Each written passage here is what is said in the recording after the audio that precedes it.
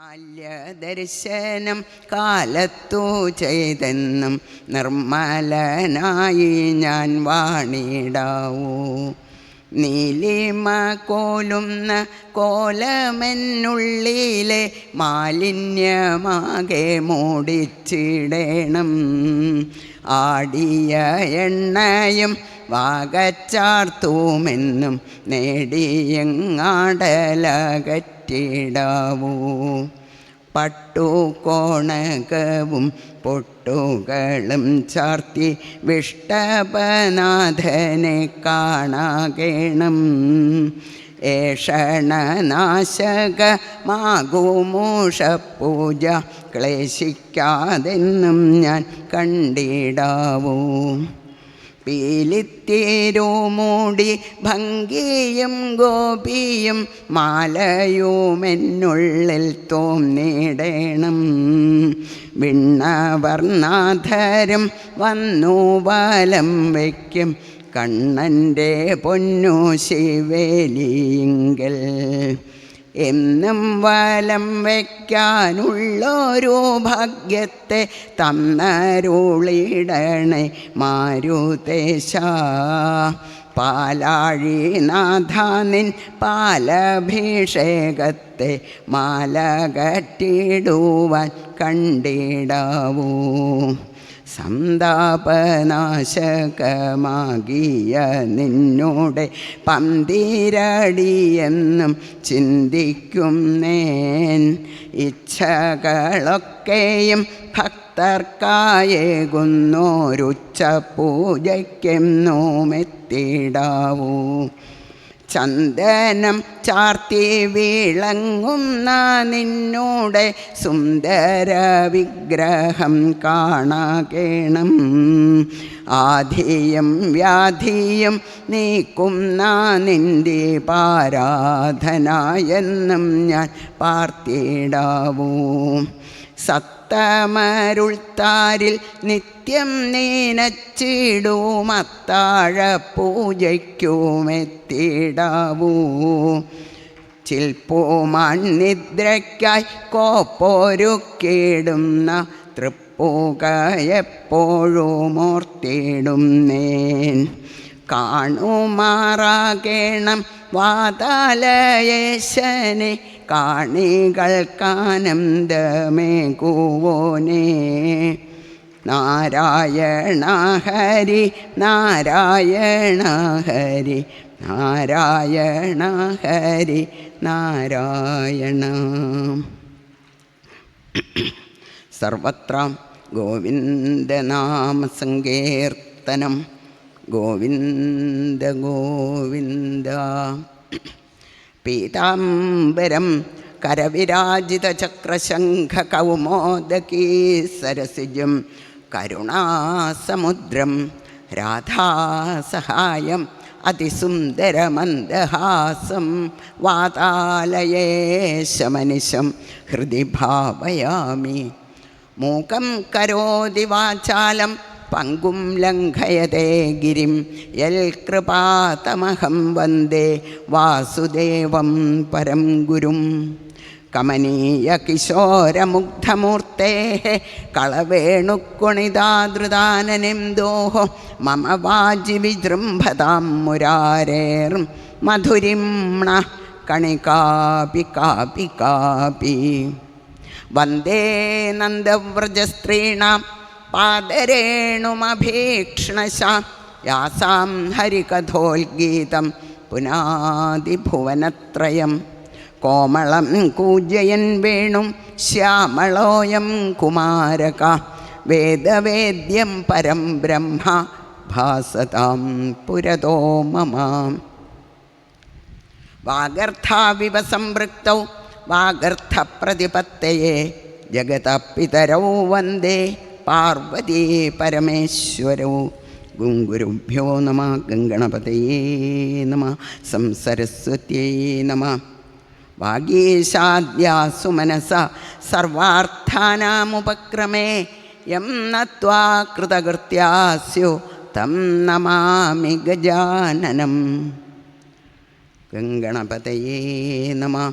കഥാമയീം ഭാഗവതാഭിധാനാം ഹരേ തനും തേ ചരിതൈസ്തുതീയൈഃ യഥാമതി ത്വൽപരിതോഷകാമസ്തൗ മേ പ്രസീദാച്യുത മാരുതേശ. ശ്രീകൃഷ്ണായ നമഃ.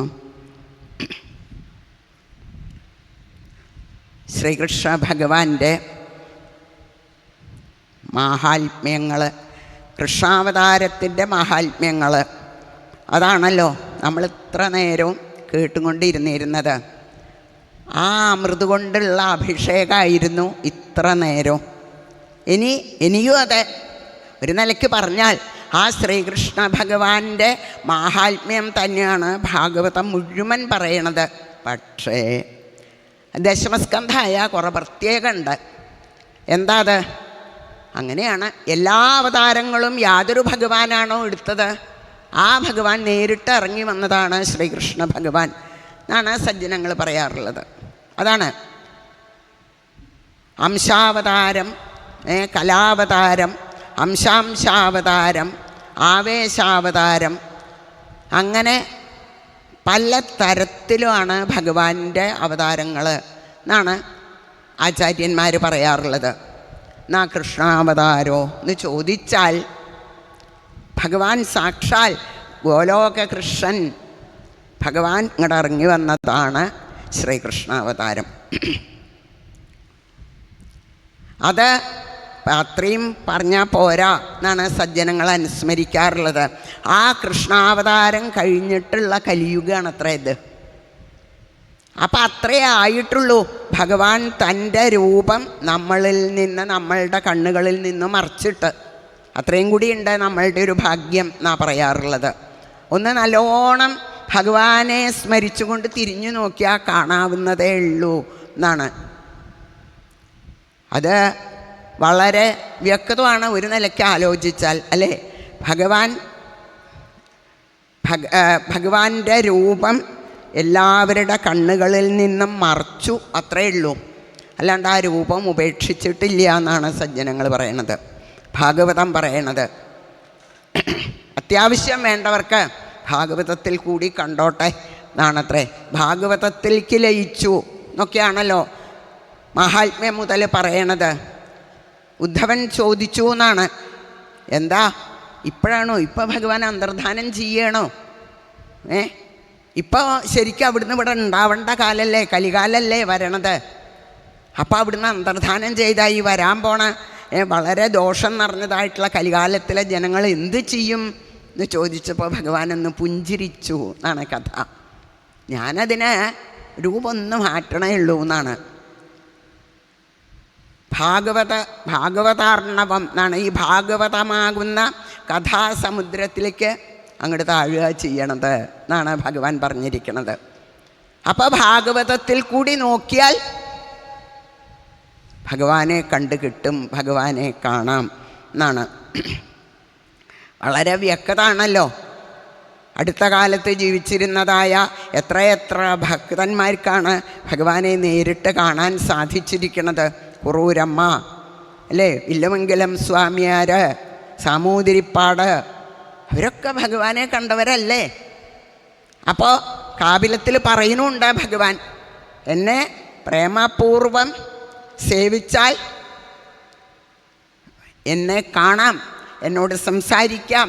സാധാരണ നമ്മളുടെ ബന്ധുക്കളെ കാണുന്ന മാതിരി, പിന്നെ കുട്ടികളെ ഒക്കെ കാണുന്ന മാതിരി നമ്മളെ ഏത് രൂപമാണോ, ഭക്തേച്ഛോപാത്തരൂപായ എന്നാണ് ഭാഗവത്തിൽ ഒരു ദിക്കിൽ പറയണത്. ഭക്തന്മാരെ ഏത് രൂപ വിചാരിക്കണത്, ആ രൂപത്തിൽ എന്നെ കാണാം എന്നാണ് ഭഗവാൻ പറഞ്ഞിരിക്കുന്നത്. അത് വളരെ വ്യക്തമാണല്ലോ.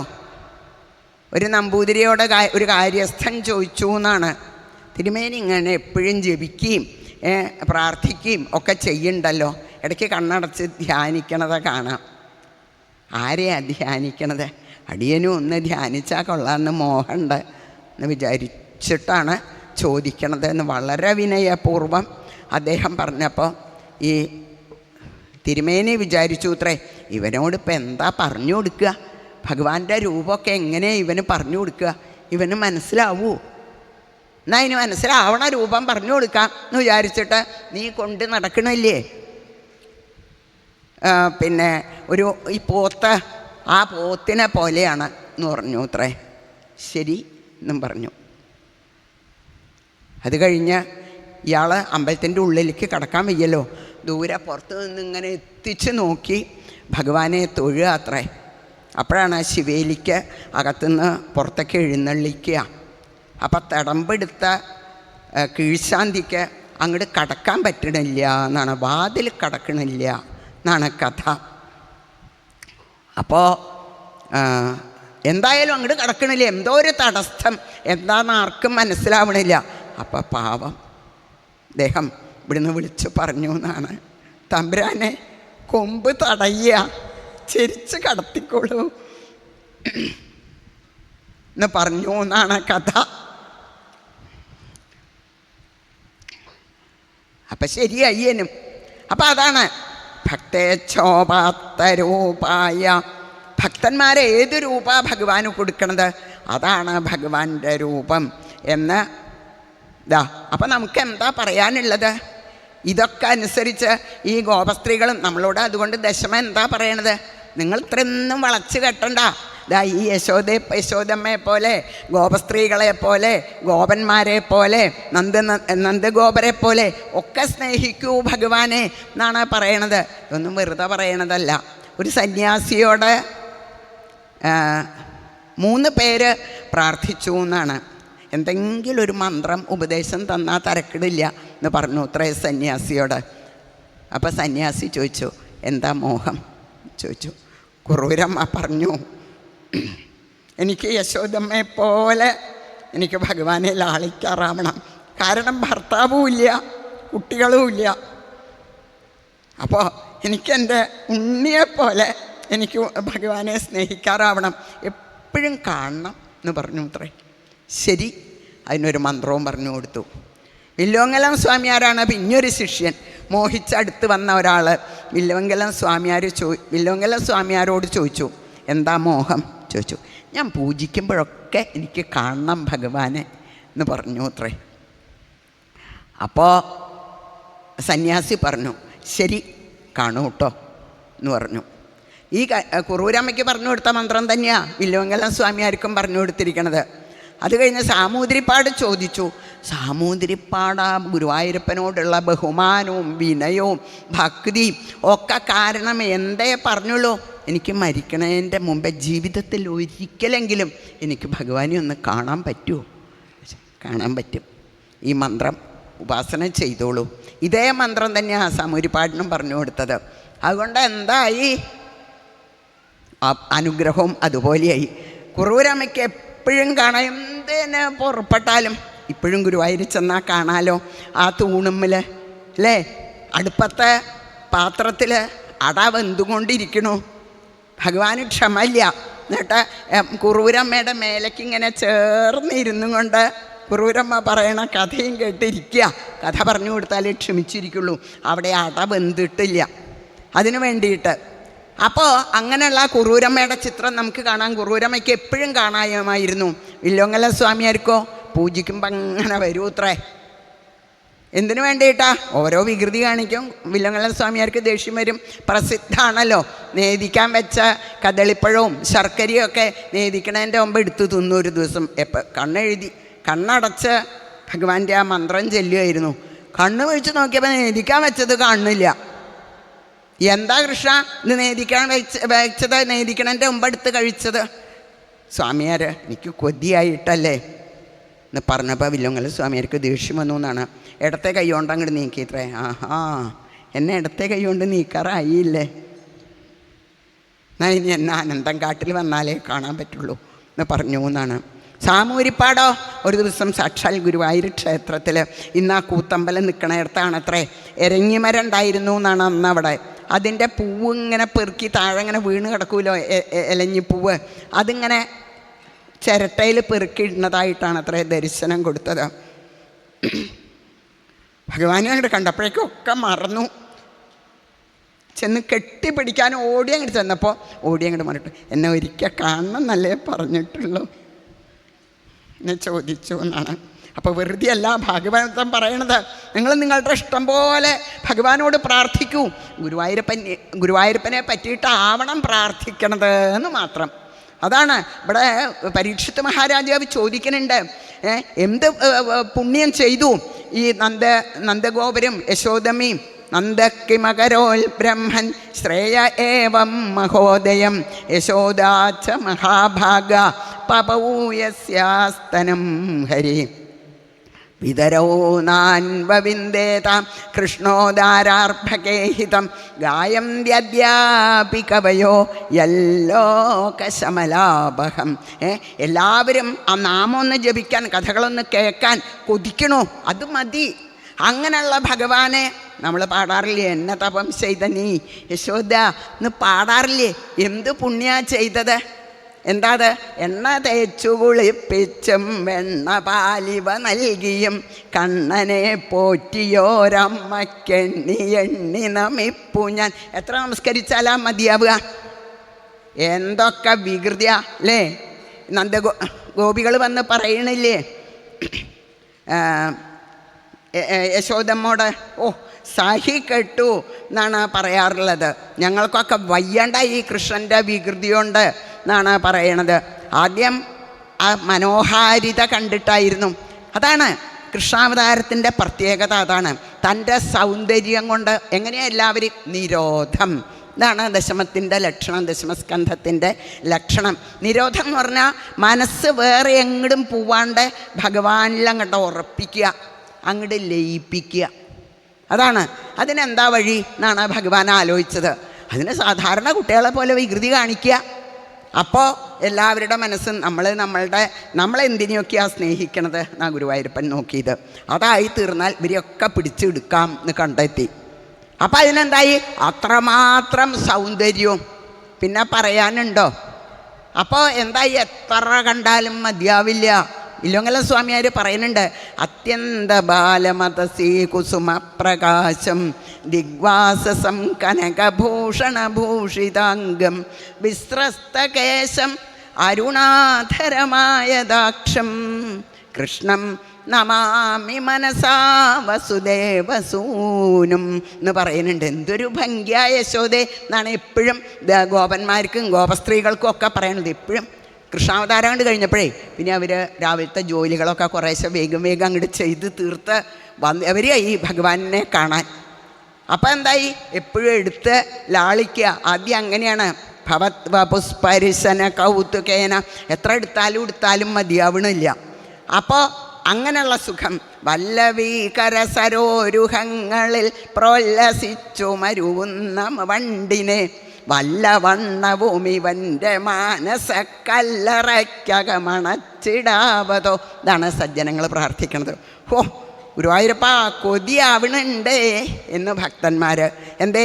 ഭഗവാനെ ഒരാൾ എടുത്തുകൊണ്ടിരിക്കുമ്പോഴേക്കും അടുത്ത ഗോപി വരും. അയ്യോ ഇപ്പം പറഞ്ഞില്ലേ ഗോപീരക്ഷ, ആ ചെയ്യണ വിധം പറഞ്ഞില്ലേ. ഒരാൾ ഗോപീരക്ഷ ചെയ്യുമ്പോൾ അപ്പോഴേക്ക് വേറെയുള്ള ഗോപസ്ത്രീകൾക്ക് തിരക്കാവും എടുക്കാൻ വേണ്ടിയിട്ട്. അപ്പോൾ ഒന്നും ഇങ്ങോട്ട് തരുമോ, ഇനി ഞാനൊന്നും എടുക്കട്ടെ. നമ്മളൊക്കെ ഗുരുവായൂർ പോയാൽ എന്താ പറയാറുള്ളത്? തൊഴുതോ, ഒന്ന് മാറും കേട്ടോ, ഒന്ന് ഞാനും തൊഴട്ടെ കേട്ടോ എന്ന് പറയണില്ലേ. ഇതുപോലെ എത്ര നേരമായി എടുക്കണോ, ഇനി ഞാനൊന്നും എടുക്കട്ടെ. അതാണ് അന്ന് അവർക്ക് പറയാനുള്ളത്. കാണാൻ വിഷമമില്ലല്ലോ ഇപ്പോൾ വേറൊരാളുടെ കയ്യിൽ. അത് പോരാ. അപ്പോൾ എടുത്താലോ ഇങ്ങനെ ഓരോരുത്തരുടെ കയ്യിൽ കൂടി വരുന്ന ഗോപാലനിതമ്പിനീനാം കരം പകർന്ന ശുവിളങ്ങി കൃഷ്ണൻ വിരിഞ്ഞ പുഷ്പങ്ങളിലങ്ങുമിങ്ങും വിരഞ്ഞു മണ്ടുന്നൊരു വണ്ടു പോലെ. അങ്ങനെ കൈകളിൽ നിന്ന് കൈകളിലേക്ക് ഇങ്ങനെ ഓടി നടക്കണതായിട്ടുള്ള പകർന്ന് പോണതായിട്ടുള്ള കണ്ണാ ഇതാ ഇവിടെയുണ്ട് ഒരു താമരപ്പൂവ്, മനസ്സാകുന്ന ഒരു താമരപ്പൂവ്. അവിടെ ഇതിൽ കുറച്ച് നേരം ഒന്ന് വന്നിരിക്കുമോ എന്ന് സജ്ജനങ്ങൾ. കുറച്ച് കഴിഞ്ഞപ്പോൾ എന്തായി? ഇതാണ് അവർക്ക് ഭഗവാന്റെ ഓരോ ഭാവങ്ങൾ. യശോദമ്മയ്ക്ക് നോക്കൂ, ഭട്ടതിരിപ്പാട് പറയുന്നുണ്ട് നാരായണീയത്തിൽ, നിപായയന്തി സ്തനമംഗം ത്വാം വിലോകയന്തി വദനം ഹസന്തി ദശാം യശോദ കഥമാം നഭേജേ സതാദൃശപ്പാഹി ഹരേ ഗദാന്മാം അപ്പോൾ ഭട്ടതിരിപ്പാട് വാദം മാറ്റണമെന്നുള്ള പ്രാർത്ഥനയൊക്കെ മാറ്റി വെച്ചു. എന്നിട്ടിപ്പോൾ എന്താ പറയണത്? കൊതിയാവണ്ടേ യശോദമ്മ ഉണ്ണിയെടുത്ത് ലാളിക്കണ കാണുമ്പോൾ അവിടുത്തെ എടുത്ത് ലാളിക്കണം, ഗുരുവായൂരപ്പ ഇതുപോലുള്ള ഭാഗ്യം ഞങ്ങൾക്കും തരണേ എന്ന് ഭട്ടതിരിപ്പാടിൻ്റെ പ്രാർത്ഥന. കുറച്ച് കഴിഞ്ഞപ്പോൾ വലുതായി, ഭാവങ്ങൾ പലതും മാറി മാറി വന്നു തുടങ്ങി. മോദിച്ചാൽ ഭംഗി, മാലാൽ വദന സരസിജം വാടിയാൽ ഭംഗി, ലേശം പേടിച്ചാൽ ഭംഗി, കോപിച്ചലറി ലഹള കൂട്ടിയിടിലത്യന്ത ഭംഗി, ഗണ്ഡത്തിൽ കണ്ണെഴുത്തിൻ സലിലമൊഴുകിയാൽ ഭംഗി, ഗോഷ്ഠിത്തമെന്തും ഗോഷ്ഠത്തിൻ പ്രേഷ്ഠനാകും, സരസിജനയനൻ കാട്ടിയാൽ ഭംഗി മാത്രം. ഒട്ടൂരുണ്ണി നമ്പൂതിരിപ്പാട് ഗുരുവായൂരപ്പനോട് പറയുക, അവരുടെ മനസ്സിനെ മുഴുവൻ ഇങ്ങോട്ട് ആകർഷിച്ചെടുത്തു. ഇപ്പം പറയുന്നിട്ടില്ലേ കരിഷദീതി കൃഷ്ണ എന്ന് പറയുന്നിട്ടില്ലേ നമ്മൾ. അങ്ങനെയുള്ള ആ ബാലലീലകൾ, അതിനു വേണ്ടിയിട്ട് എന്തൊക്കെയാ ഭഗവാൻ ചെയ്ത്? എങ്ങനെ സഹിക്കും യശോദേ അങ്ങോട്ട് പറയിപ്പിച്ചു ഗോപസ്ത്രീകളെ കണ്ട്. ഒരു നിവൃത്തിയില്ല. ചെറിയ പോലെ ആദ്യം അങ്ങനെ പതുക്കനെ തുടങ്ങി. ആദ്യമൊക്കെ അവരുടെ ഇതിൽ ചെല്ലും. എന്നിട്ട് എന്ത് ചെയ്യും? അവിടെ ചെന്നാൽ അപ്പം അവർ ചോദിക്കും, കൃഷ്ണ പാലും വെണ്ണയൊക്കെ നല്ല ഇഷ്ടമാണെന്നറിയാം കൃഷ്ണന്, പാല് വേണോ കുടിക്കാൻ എന്ന് ചോദിക്കും. അപ്പോൾ പറയും, അപ്പോൾ പാല് കൊടുത്താൽ വലിയ ഇഷ്ടമാണ് ഭഗവാന്. അപ്പോൾ പാല് മേടിച്ചു കുടിക്കുക. ആദ്യമൊക്കെ അങ്ങനെയായിരുന്നു. കുറച്ച് കഴിഞ്ഞപ്പോൾ എന്തായി? പാല് കൊടുക്കുമ്പോൾ പറയൂ ഇത്രേ, എനിക്കിപ്പോൾ പാലൊന്നും വേണ്ട, എൻ്റെ അമ്മ എനിക്ക് നല്ലോണം പാലും വെണ്ണയൊക്കെ തന്നിട്ടുണ്ട് എന്ന് പറയൂ ഇത്രേ. ഗോപസ്ത്രീകൾ പറയുക, ഞങ്ങൾ ആദ്യമൊക്കെ വിശ്വസിച്ചു യശോദേ, ഒന്നാം തരം നോണ. എന്തിനു വേണ്ടിയിട്ടാണെന്നോ വേണ്ടാന്ന് പറയണത്? ഞങ്ങളങ്ങോട്ട് മാറേണ്ട താമസം, കട്ട് തിന്നണം കൃഷ്ണന്, അതിനു വേണ്ടിയിട്ടാണ്. ഇപ്പം എന്തായി? കൃഷ്ണന് കട്ട് തിന്നാലേ സ്വാദുള്ളൂ എന്നുള്ള അവസ്ഥയിലെത്തിയിരിക്കണു. അപ്പം യശോദമ്മ പറയും, സാരമില്ല കുട്ടികളല്ലേ, ഒരു കാര്യം ചെയ്തോളൂ, നിങ്ങൾ ധാരാളം വെണ്ണയും പാലൊക്കെ കൊടുത്തോളൂ, നിങ്ങൾക്ക് നഷ്ടം ഒന്നും വരില്ല, ഞാൻ ധാരാളം വെണ്ണയും പാലും പകരം തരാം. അപ്പം പിന്നെ ആ ആൾക്ക് തൽക്കാലം ഒന്നും പറയാൻ തോന്നില്ല.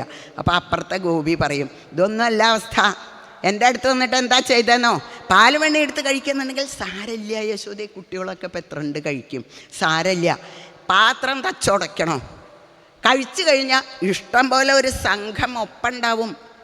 ഒപ്പത്തിലുള്ള ആ കുട്ടികളെ എത്ര പേരാ? 32 പേരിൽ കുറയില്ല. അവരെല്ലാവരോടും കൂടി പോരാ, കുറേ കുരങ്ങന്മാരുണ്ടാവും, കുറേ പൂച്ചക്കുട്ടികളുണ്ടാവും. രാമാവതാരത്തിൻ്റെ ബാക്കിയാണല്ലോ. അങ്ങനെ വലിയൊരു സംഘമായിട്ടാണ് വരിക. എല്ലാവർക്കും കൊടുക്കണം, എല്ലാവർക്കും പോട്ടെ കൊടുക്കട്ടെ, സാരില്ല, പാത്രം തച്ചുടയ്ക്കണോ യശോദേ? അപ്പോൾ യശോദമ്മ പറയും, സാരില്ല, ഞാൻ നിങ്ങൾക്ക് സ്വർണ്ണപാത്രം തരാം, നിങ്ങൾ വിഷമിക്കാണ്ടിരിക്കൂ, കുട്ടികളല്ലേ എന്ന്. അപ്പം അല്ലെങ്കിൽ നിങ്ങളൊരു കാര്യം ചെയ്തോളൂ, ആ ഉറിക്കെട്ടി തൂക്കൂ, അപ്പോൾ കുഴപ്പമുണ്ടാവില്ല, അല്ലെങ്കിൽ മച്ചിൽ വെച്ച് പൂട്ടും എന്ന് പറഞ്ഞാൽ മുട്ടുകുത്തി മണിമണ്ഡനസ്വനമുയർന്നിടാതെ അതിസാഹസപ്പെട്ടിഴഞ്ഞു കഥകൊച്ചയറ്റ വിധമായി തുറന്നു ചരിതാർത്ഥനായി പെട്ടി തൻ മുകളിൽ എത്തിയിട്ട് അതിൻ്റെ മീതെ ഒരു ഗോപനം നിർത്തും. എന്നിട്ട് അതിൻ്റെ മുകളിൽ കയറിയിട്ടാണ് ആ കെട്ടി തൂക്കിയ വെണ്ണയും പാലും ഒക്കെ കഴിക്കണത്. ഉറിയിൽ കെട്ടി തൂക്കിയിരിക്കുക. ഞങ്ങളതൊക്കെ നോക്കി നിന്ന് കാണും. യശോദ എന്താ ചെയ്യാന്നറിയോ? ആ പെട്ടി തൻ മുകളിലെത്തി നിന്നുറിയിൽ വെച്ച വെണ്ണ മലർവായ്ക്കകത്തിട്ടു കട്ടുപുലരുന്ന തസ്കര കലാവിശാരദനു കൈ തൊഴാം എന്നാണ്. എന്താ കളവെന്നാ വിചാരിച്ചിരിക്കണത്? രാജകുമാരനല്ലേ യശോദേ, ഇങ്ങനെയായാൽ നന്നോ? അതുകൊണ്ട് നല്ലോണം ഉണ്ണിയെ ശിക്ഷിക്കണം എന്നാണ് അവർ പറയുക. അതിൻ്റെ മുകളിൽ കയറിയിട്ട് എന്താ ചെയ്യാന്നറിയോ? അതിലിരിക്കണ വെണ്ണ എത്തില്ല, കുറച്ചും കൂടി നീളം വേണം. ചെറുശ്ശേരി കൃഷ്ണഗാഥയിൽ പറയുക, ഇരേഴു ലോകമാളന്നവൻ താൻ. ആരാ ഈ നടിക്കണത്? എന്താ അഭിനയം ഭഗവാന്റെ എന്നാണ് വിചാരിച്ചിരിക്കണത്? ഒന്നും വേണ്ടി വന്നിട്ടില്ല. ആ പാദം മേപ്പട്ടങ്ങോട്ട് ഉയർന്നു പോയിട്ട് അതിൻ്റെ വലിപ്പം എത്രയാ എന്ന് ആർക്കും ഇതുവരെ മനസ്സിലാക്കാൻ കഴിഞ്ഞിട്ടില്ല. അങ്ങനെയുള്ള ഭഗവാൻ ഇപ്പോൾ വെണ്ണെടുക്കാൻ പറ്റണില്ല അത്രേ ഗോപസ്ത്രീകൾ വെച്ചത്. അപ്പോൾ എന്താ സൂത്രം? ആ കടകോലുകൊണ്ട് ഒരു കുത്തങ്ങോട്ട് കൊടുക്കും. അപ്പോൾ പാകമായിട്ട് ഇങ്ങോട്ട് ഒഴുകി വരും. അപ്പോൾ അത് കൈകൂട്ടി ആ പാലിങ്ങനെ വാങ്ങി കുടിക്കും. ധാരാളം ചോട്ടിലേക്ക് ഒഴുകും. അപ്പം പൂച്ചകൾക്കും കുരങ്ങന്മാർക്കും എല്ലാവർക്കും ധാരാളമായി. ഇങ്ങനെ എന്തൊക്കെ കഥകളാണ് അവർക്ക് പറയാനുള്ളത്. കുറച്ചൊന്നും അല്ലേ, ലേശമൊന്ന് അതിൻ്റെ ഒരു സമ്പ്രദായം ഒന്ന് പറഞ്ഞു എന്ന് മാത്രമേ ഉള്ളൂ. അവരെന്തൊക്കെ കഥകളാണ് നോക്കിയിരിക്കണത്. ഒരു ദിവസം ഭഗവാനെ പതുക്കനെ മച്ചിന്ന് ശബ്ദം കേൾക്കണ്ടേ. അപ്പോൾ അവർ പതുക്കനെ വന്ന് നോക്കിയപ്പോൾ ഉണ്ണി പാത്രമൊക്കെ പൊക്കി നോക്കുക, ഏതിലാണ് വെണ്ണ വെച്ചിരിക്കണത് നോക്കി. അപ്പം ചെന്ന് കയ്യാണ്ട് പിടിച്ചു. ആരാത്? ഗോപസ്ത്രീക്ക് അറിയാഞ്ഞിട്ടൊന്നുമല്ല, ഒന്ന് പേടിപ്പിച്ചതാ, വിരട്ടിയതാ. ആരെയാ? ഭഗവാനെയാണ്. ആരാത് ചോദിച്ചു. കസ്ത്വം ബാല എന്നാണ് ഇല്ലങ്ങലത്തിൻ്റെ വാക്ക്. ആരാ ഉണ്ണി? നീ ആരാണ്? ബലാനുജ എന്നാണ്. ഞാനേ ബലൻ്റെ അനിയനാ എന്ന് പറഞ്ഞു. അപ്പം അങ്ങടെ അതിനെക്കാട്ടിലും വലിയൊരു വിരട്ടല. എന്തിനാ എൻ്റെ വീട്ടിൽ വന്നത്? മന്മന്ദിരാശങ്കയാ എന്നാണ്. എൻ്റെ വീടാച്ച് വന്നതാ ഞാൻ. ഓ, അതും പറ്റാം, കുട്ടികളല്ലേ. ശരിയാ. അങ്ങനെ ധാരാളം നിരനിരേ വീടുകളാവുമ്പോഴേ അഗ്രശാല പോലെ. ഏതായാലും എന്തിനാ വെണ്ണക്കാലത്തിൽ കൈയിട്ടത്? എന്തിനാ? അതോ അത് അവിടെ എൻ്റെ വീട്ടിലൊരു പശുക്കുട്ടിയെ കാണുന്നില്ല, അതുണ്ടോ നോക്കിയതാണ് എന്നാണ്. പശുക്കുട്ടിയോ? പശുക്കുട്ടി ഈ കാലത്തിലാണ് ഉണ്ടാവുക. അപ്പോൾ ഭഗവാൻ ചിരിച്ചും കൊണ്ട് പറയുക അത്രേ, അതെ അമ്മ പറയാറുണ്ട്, കുന്തം പോയാൽ കുടത്തിലും തപ്പണം എന്ന് പറയാറുണ്ട്. അപ്പോൾ പശുക്കുട്ടിയെ ഒന്ന് തപ്പി നോക്കിയതാ എന്ന് പറഞ്ഞു അത്രേ. എന്താ യശോദയെ പറയുക? എന്ത് പറഞ്ഞാലും ഉത്തരം പറയാണ്ടാവും കൃഷ്ണന്. നമ്മൾക്കൊന്നും കൃഷ്ണനോട് അങ്ങോട്ട് പറയാൻ പറ്റില്ല. അങ്ങനെയാ. അവസാനം ചോദിക്കും, എൻ്റെ കയ്യുമ്മിലൊക്കെ വെണ്ണയായി, എന്നാ ഇത് തിന്നാലോ അല്ലേ എന്നാണ് പിന്നത്തെ ചോദ്യം. ഇങ്ങനെ അങ്ങോട്ട് മോഹിപ്പിക്കുക എന്ന് പറഞ്ഞാൽ ഒരു ദിവസം മച്ചിലിട്ട് പൂട്ടിയിട്ട് എന്തേ കാര്യം ഉണ്ടായത്? അയ്യോ, അങ്ങനെ കുട്ടികളെ മുറിയിലിട്ട് പൂട്ടിയാൽ വയ്ക്കുമോ? വേഗം യശോദമ്മയുടെ അടുത്ത് കൊണ്ടുപോയി കൊടുക്കട്ടെ. പറഞ്ഞാൽ വിശ്വാസമാവില്ല യശോദയ്ക്ക്. വാതിലങ്ങോട്ട് തുറന്നപ്പോഴേ അതിലാ ഗോപിയുടെ മകൻ തന്നെയാണ് എന്നാണ് കഥ. ഇങ്ങനെ അങ്ങോട്ട് മുട്ടുകുത്തിച്ചിരിക്കണു ഗോപസ്ത്രീകളെ. അപ്പോൾ ഇതൊക്കെ കേൾക്കുമ്പോൾ യശോദമ്മ വിചാരിക്കൂ അത്രേ, ഈശ്വര എന്തൊക്കെ കഥകളാണ് ഉണ്ണിയെപ്പറ്റി തോന്നണത്. തൽക്കാലം ഗോപസ്ത്രീകളുടെ മുമ്പിൽ ഉണ്ണി. അപ്പം എന്താ ഇതൊക്കെ കേട്ട് പിന്നിലിങ്ങനെ പുറത്ത് കഴുത്തു കൂടി കയ്യൂട്ട്. ആലോചിച്ച് നോക്കൂ, ആ സമയത്തൊക്കെ യശോദമ്മയുടെ ഒരു ആനന്ദം. ആരാ ഇവിടെ പറയുന്നുണ്ട്? ആർക്കും ഭഗവാനെ മനസ്സിലാക്കാൻ പറ്റണില്ല അല്ലേ? വേദത്തിനോ ഉപനിഷത്തിനോ ഒന്നും നേതി എന്ന് പറഞ്ഞുകൊണ്ടിരിക്കണു. ഇതല്ല എന്നേ അവർ പറയുന്നുള്ളൂ. ഏതാണ് ഭഗവാൻ എന്ന് പറയണില്ല. ന ചാന്തർന്ന ബഹിരീയസ്യ ന പൂർവം നാപിചാപരം പൂർവാപരം ബഹിശ്ചാന്തർജഗതോയോ ജഗച്ചയ.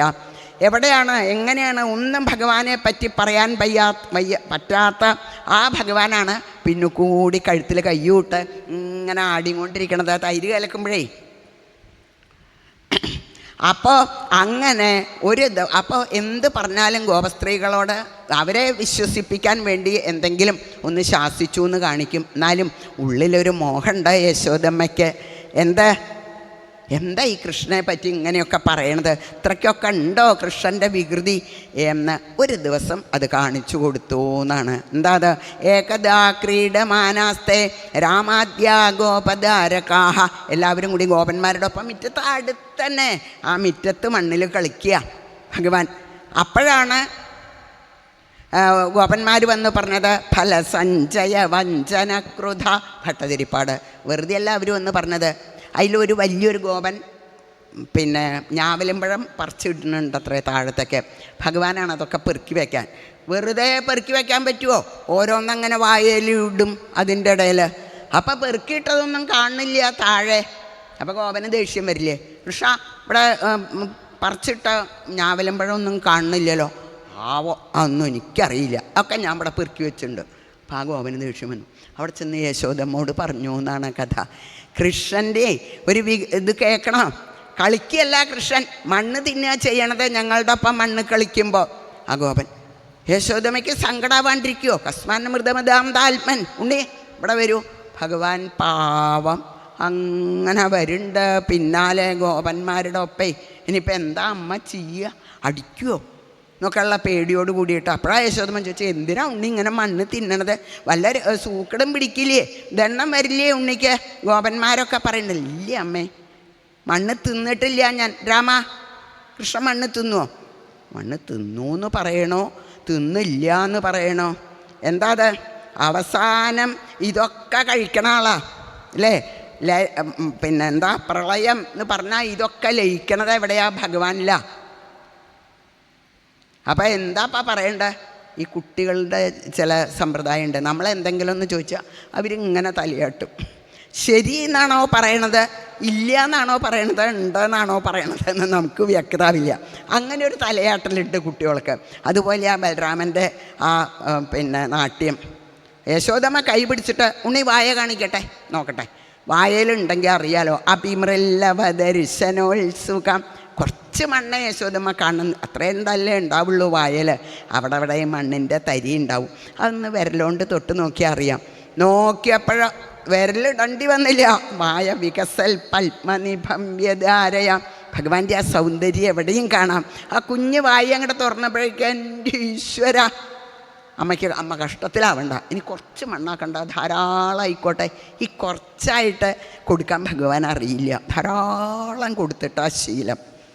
അതുകൊണ്ട് സാ തത്ര ദദൃശേ വിശ്വം, ലോകം മുഴുവൻ എന്ന് പറഞ്ഞാൽ വേഗാവും. കാരണം സമയം ഓടിപ്പോവുക. അപ്പം ഈ ലോകത്തിൽ എന്തൊക്കെ ഉണ്ടല്ലോ, ഈ മണ്ണ് മാത്രം കണ്ട. ഈ മണ്ണിൽ എത്രയെത്ര ഭൂമിയുടെ ഭാഗങ്ങളുണ്ട്, അതൊക്കെ കണ്ടോട്ടെ എന്ന് വിചാരിച്ചിട്ട് മുഴുവൻ കലശാംബുധിശായിനം പുന പരവൈകുണ്ഠപദാധിവാസിനം സ്വപുരശ്ച നിജാർഭകാത്മകം.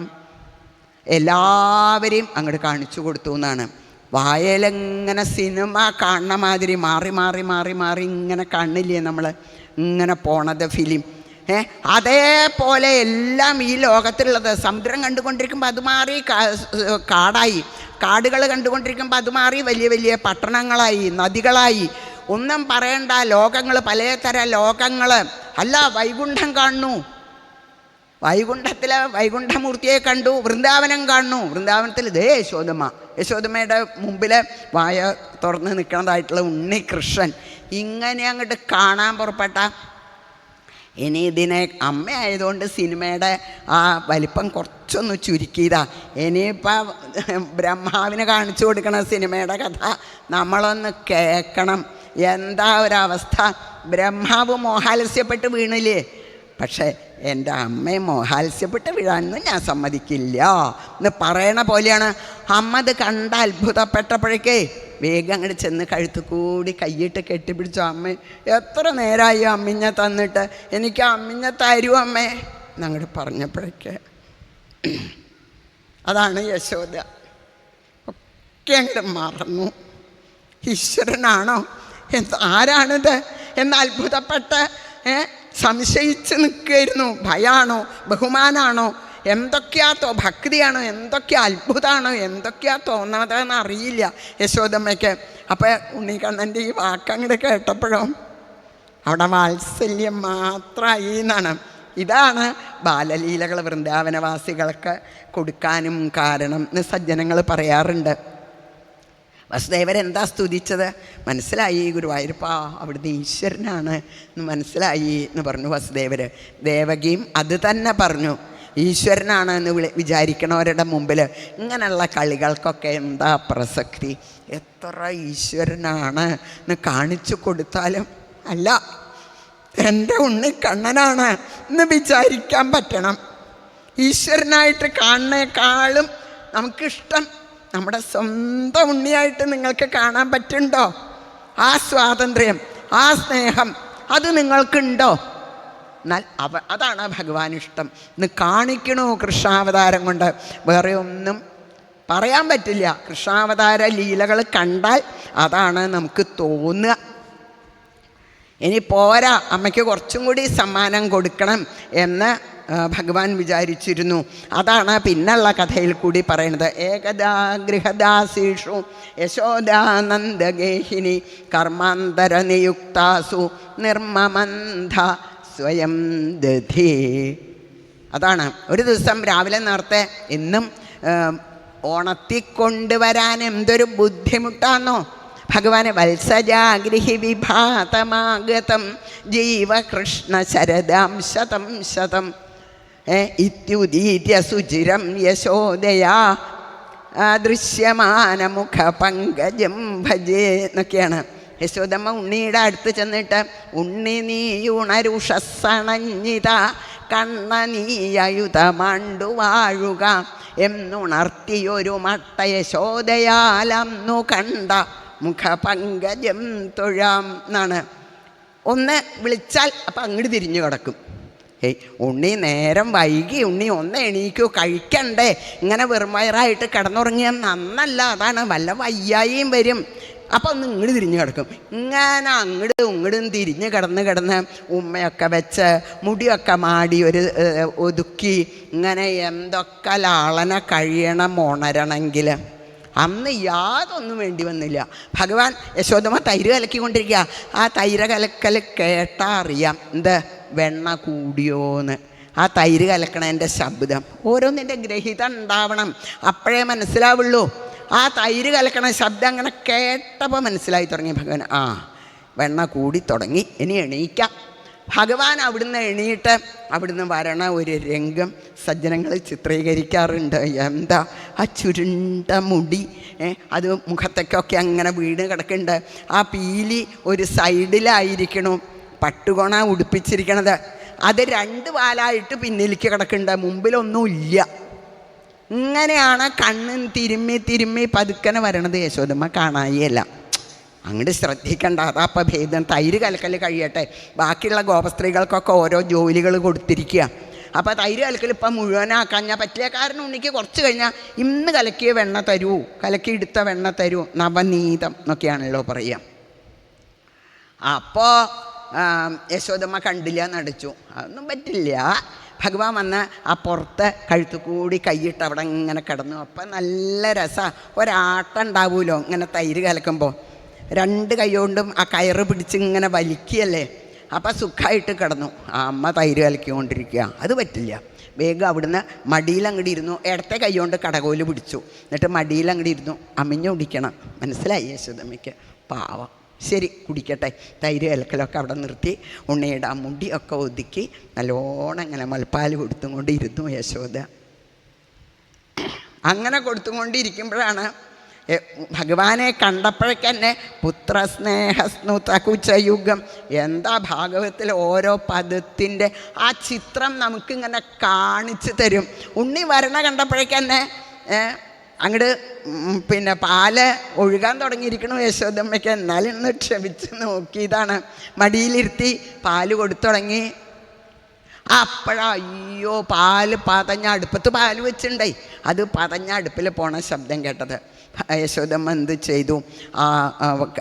ഉണ്ണി ഇവിടെ ഇരിക്കൂ കേട്ടോ, ഞപ്പ വരാം എന്നും പറഞ്ഞ് ഭഗവാനെ താഴെ ഇരുത്തി പോയി പാല് വാങ്ങി വെച്ചപ്പോഴേക്ക് ഇവിടെ നല്ല പാകമായിരിക്കണമെന്നാണ് കഥ. എന്താ അത്? ദേഷ്യം വന്നു. ആഹാ, അപ്പം അമ്മയ്ക്ക് എന്നേക്കാളും വലുത് അടുപ്പത്ത് വെച്ച പാലാണല്ലേ? അത് പറ്റില്ല. ഭഗവാനേക്കാൾ വലുത് നമുക്ക് വേറെ ഒന്നും ഉണ്ടാവരുത്. അതാണ് ഭഗവാൻ നമ്മളെ പഠിപ്പിക്കണത്.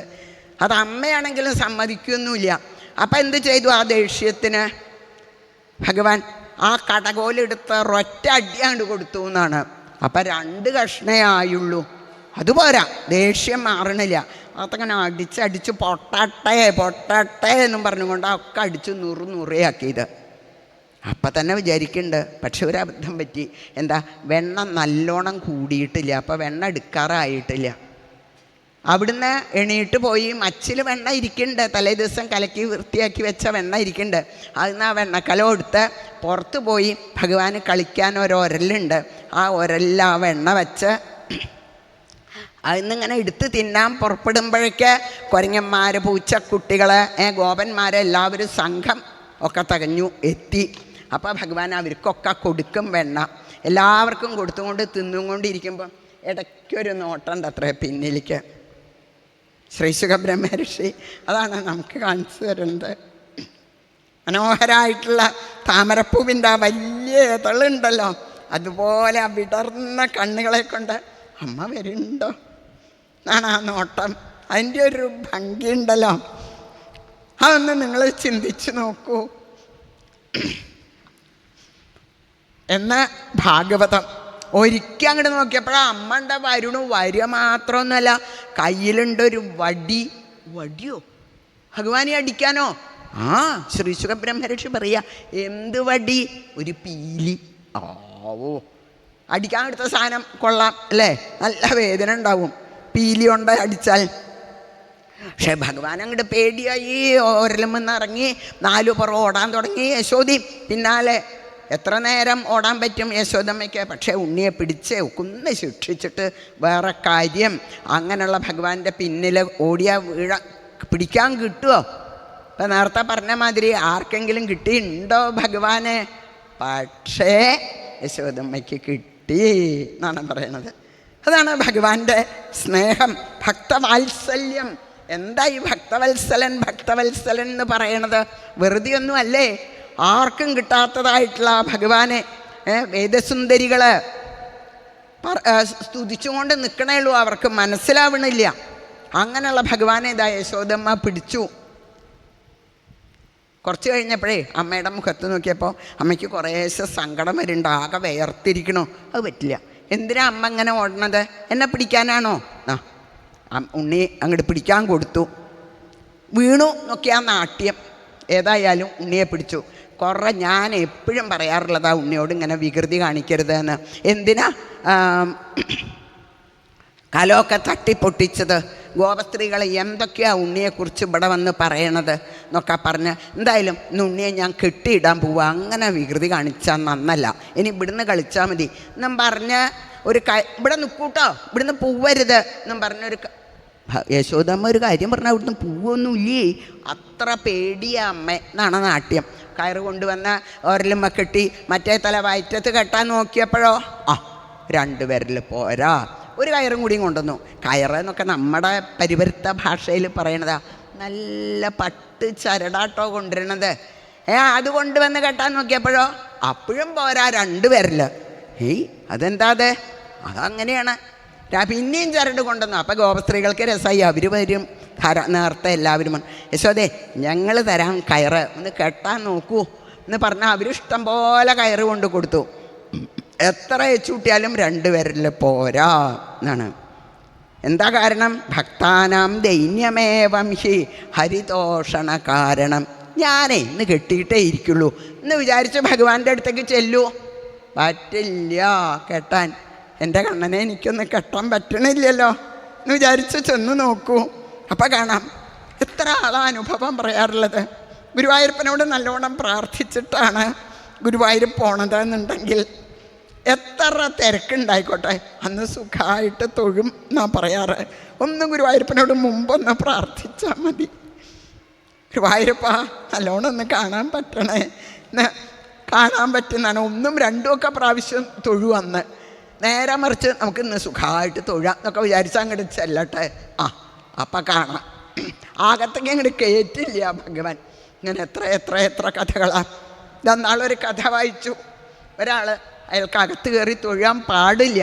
അപ്പോൾ ആ ഭഗവാനെ ഉള്ളിൽ സങ്കല്പിച്ചുകൊണ്ട് പുറത്ത് ഒരു മരത്തിൻ്റെ ചോട്ട് കിടന്ന് ഉറങ്ങിയപ്പോൾ അദ്ദേഹത്തിന് സ്വപ്നത്തിൽ കാണിച്ചു കൊടുത്തു. ഭഗവാൻ അദ്ദേഹത്തിൻ്റെ അടുത്തേക്ക് വന്ന് അദ്ദേഹത്തിനെ അങ്ങോട്ട് ആലിംഗനം ചെയ്തതായിട്ട് അസലായിട്ട് അങ്ങനെ സ്വപ്നം കാണിച്ചു കൊടുത്തു. അപ്പോൾ ആ നടക്കി നേരെ വന്ന് അപ്പം അപ്പോഴേക്കും അദ്ദേഹത്തിന് അങ്ങോട്ട് സഹിച്ചില്ല.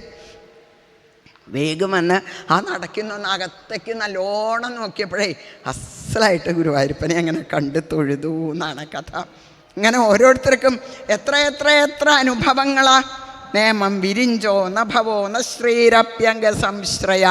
അനുഗ്രഹിക്കാൻ തുടങ്ങിയാലേ ആരാന്ന് ഭഗവാൻ നോക്കില്ല. യശോദമ്മയ്ക്ക് അത്രയും പ്രേമഭാവം കാരണം കണ്ണിന്ന് വെള്ളമൊക്കെ വന്നു തുടങ്ങി. എനിക്ക് എൻ്റെ ഉണ്ണിയെ കെട്ടാൻ പറ്റുന്നില്ലല്ലോ. ഗോപികൾ കളിയാക്കാൻ തുടങ്ങി. അപ്പോൾ പിന്നെ ഗോപികളെ കളിയാക്കാൻ തുടങ്ങിയപ്പോൾ യശോദമ്മ ഭഗവാൻ എന്ത് വിചാരിച്ചു? ശരി, എന്നാ കെട്ടിക്കോട്ടെ. അപ്പം എന്തായി? ആദ്യം കൊണ്ടുവന്ന കയറുകൊണ്ട് തന്നെ ഭഗവാനെ കെട്ടാൻ സാധിച്ചു എന്നാണ് കഥ. അപ്പം എന്താ പറയണത്? ഇങ്ങനെയാണ് അമ്മയെ അനുഗ്രഹിച്ചിരിക്കണത്. പ്രസാദം ലേഭിരേ ഗോപി. ശ്രീ ശുഖബ്രഹ്മർഷി ആർക്ക് സാധിച്ചിട്ടുണ്ട് ഈ അനുഗ്രഹം? അതാണ് ആർക്കും കിട്ടിയിട്ടില്ല. ബ്രഹ്മാവിനോ മഹാദേവനോ മഹാലക്ഷ്മിക്കോ ആർക്കും കിട്ടിയിട്ടില്ല. പ്രഹ്ലാദനും അതന്നെയല്ലേ ഇന്നലെ പറഞ്ഞത്. അതാണ് ഓരോരുത്തർക്കും ഈ ഒരു അനുഭവം അങ്ങോട്ട് ഉണ്ടാക്കി കൊടുക്കുക. ആർക്കും കിട്ടാത്ത അനുഗ്രഹമാണ്. ആരെയും അനുഗ്രഹിക്കണ പോലെയല്ല ഭഗവാൻ എന്നെ അനുഗ്രഹിച്ചത് എന്നുള്ള അടുത്ത ഒരു സന്തോഷം, ആ ഒരു സന്തോഷം ഭക്തന്മാർക്ക് അങ്ങോട്ട് ഉണ്ടാക്കി കൊടുക്കുക. അവിടെ കെട്ടിയെടുത്ത് യശോദമ്മയ്ക്ക് പിന്നെ നല്ല ഉശിരായി. ഇനിയേ ഇവിടെ ഇരുന്ന് കളിച്ചാൽ മതി കേട്ടോ, ഞാൻ കുറച്ച് പണിയുണ്ട്, അകത്ത് പോട്ടെ എന്നും പറഞ്ഞ അടുക്കളയിലേക്ക് പോയി. ഭഗവാൻ അങ്ങനെ വെറുതെ ഇരിക്കാൻ പറ്റുമോ? എത്ര ആളാ യശോദമ്മയെ പോലെ എത്ര ആളാ അനുഗ്രഹം കാത്തിരിക്കണത്. 2 മരങ്ങളാണ് പുറത്ത് നിൽക്കണത്. കെട്ടിയിട്ടപ്പോഴാണ് ഓർമ്മ വന്ന്, കെട്ടിൽപ്പെട്ടിട്ടാണ് 2 മരങ്ങൾ. നാരദ മഹർഷി ശപിച്ചിട്ടുണ്ട്, പറഞ്ഞിട്ടുണ്ട്, ഭഗവാനെ കൃഷ്ണാവതാരത്തിൽ അവരെ അനുഗ്രഹിക്കണേ, ഞാൻ ശപിച്ചു വിട്ടതാ. അതാണ് നാരദൻ്റെ ആ വാക്ക് ഓർമ്മ വന്ന് ഭഗവാൻ ഒരലും വലിച്ചെത്തിനാനത്തലോടെ എന്നാണ് ഗോപന്മാരോട് പറഞ്ഞത്. ആനയ്ക്ക് മദം പൊട്ടി, ഇനി എല്ലാവരും ദൂരത്തേക്ക് ഓടിക്കോളൂ എന്നാണ്. ഭഗവാന്റെ അടുത്ത് നിന്നിട്ടാണ് എല്ലാവരും കളിക്കാറുള്ളത്. ഭഗവാന്റെ അടുത്ത് നിന്ന് കളിച്ചപ്പോൾ മരം വീണ അവർക്ക് എന്തെങ്കിലും പറ്റും. അത് പറ്റാണ്ടിരിക്കാനാണ് എല്ലാവരെയും ദൂരത്തേക്കാക്കിയത്. എന്നിട്ടോ ആ മരങ്ങളുടെ ഇടയിൽ കൂടി അങ്ങോട്ട് കടന്നപ്പോൾ ഒരൽ വിലങ്ങിച്ച് മരം വീണു. നളകൂപരമണിഗ്രീവന്മാർ ഗംഭീരമായിട്ടങ്ങനെ സ്തുതിച്ചു. പൂന്താനത്തിൻ്റെ കഥ നമ്മൾ കേട്ടിട്ടില്ലേ? ഭാഗവതം കഥ കേട്ടിട്ടേ ഉള്ളൂ. മരം വീഴുന്ന സമയത്ത് പൂന്താനം ഞങ്ങൾ വൈകുണ്ഠത്തിലെത്തിയിട്ടോ എന്ന് പറഞ്ഞില്ലേ പൂന്താനത്തിനോട് വന്നിട്ട്. പിന്നെ ഭഗവാന്റെ ലീലകൾ കണ്ടാലത്തെ അത്ഭുതം എന്താ? അവർ ഗംഭീരമായിട്ട് സ്തുതിച്ചു ഭഗവാനെ. നാരദൻ്റെ അനുഗ്രഹം കൊണ്ടാണ്. നാരദൻ ശപിച്ചതല്ല, അനുഗ്രഹിച്ചതാണ് ഇപ്പം ഞങ്ങൾക്ക് മനസ്സിലായി. പക്ഷേ ഇനി ഞങ്ങൾക്കൊരു പ്രാർത്ഥനയുള്ളൂ, നമ്മളൊക്കെ പ്രാർത്ഥിക്കേണ്ട പ്രാർത്ഥന. എന്താ അത്? വാണീ ഗുണാനുകഥനെ ശ്രവണൗ കഥായാം ഹസ്തൗ ച കർമ്മസു മനസ്തവ പാദയോർന്ന സ്മൃത്യാം ശിരസ്തവ നിവാസ ജഗൽ പ്രണാമേ ദൃഷ്ടി സതാം ദർശനേസ്തു ഭവത്തനൂന. ഭഗവാനെ എപ്പോഴും കാണാറാവണേന്ന് അവർ പ്രാർത്ഥിച്ചില്ല. എപ്പോഴും സജ്ജനങ്ങളെ കാണാറാവണേ എന്നാണ് അവർ പ്രാർത്ഥിച്ചത്. ഭഗവാന്റെ അടുത്തെത്തിച്ചത് സജ്ജനങ്ങളാണ്. അപ്പോൾ അവരത് ഗംഭീരമായിട്ട് പ്രാർത്ഥിച്ചു. പിന്നെ അവരെല്ലാവരും കൂടി തീരുമാനിച്ചു, എന്ത്? വൃന്ദാവനത്തിലേക്ക് പോവാം, അതാണ് നല്ല സ്ഥലം. പക്ഷെ അതിൻ്റെ മുമ്പേ വേറെ ഒരു അത്ഭുതം ഉണ്ടായി അവിടെ. എന്താ അത്? ക്രീണീഹി ഭോ ഫലാനീതി. ഭഗവാൻ സുഖമായിട്ട് എല്ലാവരോടും കൂടി കളിക്കുകയാണല്ലോ എപ്പോഴും ചെയ്യുക. അങ്ങനെ കളിച്ചുകൊണ്ടിരിക്കുമ്പോൾ ആ വഴിക്ക് കൂടി ഒരു സ്ത്രീ പഴം വേണോ പഴം വേണോ പഴം എന്ന് ചോദിച്ചും കൊണ്ട് പോവുക. അതങ്ങോട്ട് കേട്ടപ്പോൾ ഭഗവാന് അപ്പം നല്ല സമയമാണ്, ഏട്ടൻ അടുത്തില്ല, അപ്പം ഇപ്പം വാങ്ങിയ ഒറ്റയ്ക്ക് കഴിക്കാം, ഏട്ടന് പങ്ക് വെക്കണ്ട വേഗം. പക്ഷെ ഒരു ബുദ്ധിമുട്ട്, പഴം ഇങ്ങോട്ട് വാങ്ങുമ്പോൾ കാശ് കൊടുക്കണ്ടേ? മഹാലക്ഷ്മി വല്ലഭന് എന്ത് കൊടുക്കും? അപ്പം വേഗം അകത്ത് പോയി ശ്രീലകത്ത് അരിയും നെല്ലും ഒക്കെ നിറച്ച് വയ്ക്കൂലോ, അതിന് ഒരു പിടി നെല്ല് വാങ്ങി. എന്നിട്ട് പരിഭ്രമിച്ച് പുറത്ത് വരുമ്പോൾ അവൾ പോണതിൻ്റെ മുമ്പേ അങ്ങടെ എത്തണം. പുറത്ത് കിടക്കുമ്പോൾ ഉമ്മറപ്പടി തടഞ്ഞു വീണു. ആവോ, വീഴുമ്പോൾ കൈ കുത്തില്ലേ? അപ്പം കയ്യിൽ പിന്നെ നെല്ല് നിൽക്കുമോ? എന്നാലും കയ്യും മുറുക്കി പിടിച്ചിട്ടുണ്ട്. എന്നിട്ട് വേഗം ചിരിച്ചും കൊണ്ട് ആ സ്ത്രീയുടെ അടുത്ത് ചെന്ന് ആ കൊട്ടയിലേക്ക് നല്ലോണം കൈ കുടഞ്ഞു. ഒരു മണി നെല്ലോ മറ്റോ വീണുണ്ടോ ആവോ, മുറുക്ക പിടിച്ചിട്ടുണ്ടെന്ന് തന്നെ ഉള്ളൂ, ഒന്നുമില്ല അതിൻ്റെ ഉള്ളിൽ. ഓട്ടകയ്യ എന്ന് പറയും സജ്ജനങ്ങൾ. ഒക്കെ കൊടുത്തിട്ട് ആ ശീലം, ഒന്നും കരുതിയിട്ട് ശീലമില്ല. അപ്പം ആ കയ്യൊന്ന് കുടഞ്ഞ ആ 2 കയ്യും ഇങ്ങനെ കാണിച്ച് നിൽക്കണതായിട്ടുള്ള ആ ശ്യാമസുന്ദരനെ അങ്ങനെ കണ്ടപ്പോൾ അവൾക്കുണ്ടായി ഒരു സന്തോഷം. അവരാ കൊട്ടയിൽ കുറച്ച് പഴയുള്ളൂ, അത് കൊടുത്ത് അത് അതിന്ന് കിട്ടണ കാശുകൊണ്ട് വേണം അരി വാങ്ങി അവൾക്ക് കഞ്ഞി കുടിക്കാൻ. ആ പഴമൊക്കെ ആ കയ്യിൽ നല്ലോണം അങ്ങനെ ഒതുക്കി വെച്ച് കൊടുത്തു. അപ്പോഴേ ആ പഴമൊക്കെ ആ കയ്യിൽ കൊണ്ട് കുഞ്ഞ് കയ്യാന്നൊന്നും പറഞ്ഞിട്ട് കാര്യമില്ല, നല്ലോണം അങ്ങനെ ഒതുക്കി വെച്ച് കൊടുത്തു. പഴമൊക്കെ കിട്ടിയപ്പോൾ നല്ല സന്തോഷമായി ഭഗവാന്. നല്ലോണം അവളുടെ മുഖത്തൊന്ന് നോക്കി ഒന്ന് ചിരിച്ചു. എന്നാലും ഒരു പരിഭ്രമം ഉണ്ട്. എന്ത്, അവൾ കാശ് ചോദിക്കുമോ? എന്നാൽ അപ്പം ബുദ്ധിമുട്ടായി. എന്നാലും സൂത്രം നല്ലൊരു പുഞ്ചിരിയോടുകൂടി കുറച്ചിങ്ങോട്ട് നടക്കും. അത് കഴിഞ്ഞാൽ അവൾ ഒന്നങ്ങനെ തിരിഞ്ഞു നോക്കുന്നതാണ്. കുറച്ച് നടക്കും, വീണ്ടും അവളെ ഒന്നങ്ങനെ തിരിഞ്ഞു നോക്കും. അവൾ പോയോ അതോ കാശിന് കാത്ത് നിൽക്കുകയാണോ എന്നിങ്ങനെ നോക്കൂ അത്രേ. അങ്ങനെ ഭഗവാൻ പോണതായിട്ടുള്ള ഒരു ചിത്രം ഉണ്ടല്ലോ. മഹാരാജാവേ, അവൾ മരിക്കുമ്പോഴും കൂടി അവൾക്കത് മറക്കാൻ പറ്റുമോ? വേറെ ഒന്നും അവൾക്ക് വിചാരിക്കാൻ പറ്റുമോ? അങ്ങനെ ഭഗവാൻ അങ്ങോട്ട് പോയപ്പോൾ പാവം ആ സ്ത്രീ ആ കൊട്ടയെടുത്ത് തലയിൽ വെച്ച് അങ്ങോട്ട് പോയി. മഹാരാജാവേ, വീട്ടിലെത്തി ആ കൊട്ട താഴെ അങ്ങോട്ട് വെച്ചപ്പോൾ അതിൽ നിറച്ചും സ്വർണവും രത്നവും ഒക്കെ ആയിരുന്നു. ഇങ്ങനെയാണ് ഭഗവാന്റെ കളികൾ. ഓരോരുത്തർക്ക് ഓരോ സമയത്ത് എന്ത് കൊടുത്താൽ അനുഗ്രഹിക്കണം അത് ഭഗവാൻ അറിയാം. ഇപ്പോൾ വൃന്ദാവനത്തിലേക്ക് മാറി, എന്താ യാത്ര, എന്താ വൃന്ദാവനത്തിൻ്റെ ഭംഗി, അതിമനോഹരാണ്. അവിടെ എത്തിയ സമയത്ത് പശുക്കുട്ടികളെ മേയ്ക്കാൻ തുടങ്ങി. ഇപ്പം ഞാൻ വലുതായില്ലേ അച്ഛാ എന്നാണ്. വലുതായില്ലോ, വലുതായില്ല എന്ന് പറയാൻ പറ്റുമോ? എന്നാൽ ഞാൻ കുട്ടികളുടെ ഒപ്പം പശുക്കുട്ടികളെയും കൊണ്ട് മേയ്ക്കാൻ പോട്ടെ. ദൂരത്തേക്ക് പോവില്ല, അടുത്ത ആ പശുക്കുട്ടികളെയും മേച്ച് ഉച്ചയാവുമ്പോൾ ഊണ് കഴിക്കാൻ അങ്ങോട്ട് വരും. അച്ഛനെ വേഗം സമ്മതിപ്പിക്കാം. ഒരു രക്ഷയില്ല, യശോദയെ സമ്മതിപ്പിക്കാൻ പറ്റില്ല. വേണ്ട വേണ്ട, അങ്ങനെയാണല്ലോ അമ്മമാരെ അത്ര വേഗം അങ്ങോട്ട് ഇതാക്കാൻ പറ്റില്ല. അപ്പം അവർ പറയും വേണ്ട വേണ്ട, പോകാൻ പാടില്ല, ഉണ്ണി അത്രയ്ക്കൊന്നും വലുതായിട്ടൊന്നുമില്ല. അല്ല അമ്മേ, ഇല്ല ഇപ്പം പുതിയൊരു ഡാൻസൊക്കെ ഉണ്ട്, അങ്ങനെ സമ്മതം ചോദിച്ചും കൊണ്ട്. അതേമാതിരി ചോദിച്ച് അമ്മേ ഞാനും ഉണ്ണി ഊണ് കഴിക്കില്ല, പോയാൽ ഇവിടെ അങ്ങോട്ട് വരുമ്പോഴേക്കും ഉണ്ണിക്ക് വല്ലാണ്ട് വയ്യാണ്ടയാവും. അല്ല, ഞാൻ വെയിലാവുമ്പോഴേക്ക് തിരിച്ചു വരാം എന്ന് പറഞ്ഞ് ആ വൃന്ദാവനത്തിലെത്തി. അവിടെ എന്താ അർദ്ധചന്ദ്രവൽ എന്നൊക്കെയാണ്.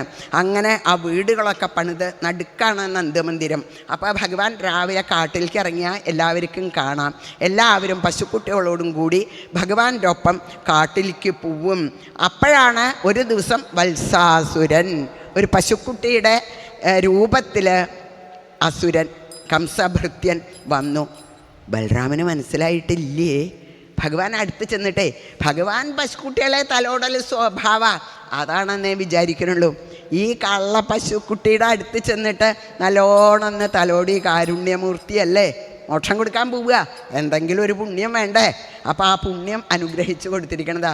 നല്ലോണം അങ്ങനെ തലോടി ആ 4 കാലും വാലും കൂടി ഇങ്ങോട്ട് കൂട്ടിപ്പിടിച്ച് തലയ്ക്ക് ഒന്നങ്ങനെ ചുറ്റി ഒരേറെ അങ്ങോട്ട് കൊടുത്തു. ഗോപന്മാർ വിചാരിച്ചു എന്താ ഈ കൃഷ്ണൻ കാണിക്കണത്? താഴെ വന്ന് വീണപ്പോഴാ അതൊരസുരനാ. അവർ ചോദിച്ചു എങ്ങനെയാ കൃഷ്ണന് മനസ്സിലായത് ഇത് അസുരനാണെന്ന്? ഇങ്ങനെ വേറൊരു ദിവസം ഒരു ഭഗത്തിൻ്റെ വേഷത്തിലാണ് വേറൊരു അസുരൻ വന്നത് എന്നാണ് പിന്നെ പറയണത്. ഒരു കൊക്കിൻ്റെ വേഷത്തിൽ വളരെ മനോഹരമായിട്ട് കൃഷ്ണാട്ടം കളിയിൽ അത് കാണിക്കുന്നുണ്ട്. ഭഗവാൻ അടുത്തേക്കാണ് വന്നപ്പോൾ കൊത്തി വിഴുങ്ങി. നോക്കൂ, ഉണ്ണികൃഷ്ണനെ മടിയിലിരുത്തിക്കുമ്പോൾ എന്താ ഒരു സുഖം, യശോദമ്മോട് ചോദിക്കൂ, പറയാൻ പറ്റില്ല. അവന് ഭഗവാനെ വിഴുങ്ങിയപ്പോൾ ചുട്ട് പൊള്ളി തുപ്പി. ആ 2 കൊക്കും പിടിച്ച് കീറി അവനെ അങ്ങോട്ട് മോക്ഷം കൊടുത്തു.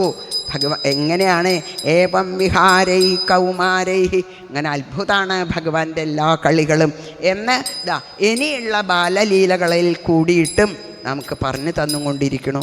അങ്ങനെയുള്ള ഭഗവാന്റെ ആ ലീലകളിൽ മനസ്സും വാക്കും പ്രവൃത്തിയും എല്ലാം ആ ബാലലീലകളെ സ്മരിച്ചും കൊണ്ടാവണേ. ആ ഗോപസ്ത്രീകളെ പോലെ, യശോദമ്മയെ പോലെ സജ്ജനങ്ങൾ പറയും എന്തായി തീരണം ഞാൻ പറയണ്ട എന്ന് പറയാറുണ്ട്. പറയണില്ല. ഭഗവാനെ അവിടുന്ന് പ്രസാദിക്കണേ. ഗണപതിയുടെ മടിയിൽ, ശ്രീ മഹാഗണപതിയുടെ മടിയിൽ ചിരിച്ചുകൊണ്ടിരിക്കണതായിട്ടുള്ള ആ ഉണ്ണികൃഷ്ണനെയും മഹാഗണപതിയും സജ്ജനങ്ങളെയും നമസ്കരിച്ചും കൊണ്ട് സർവത്ര ഗോവിന്ദനാമ സങ്കീർത്തനം ഗോവിന്ദ ഗോവിന്ദ.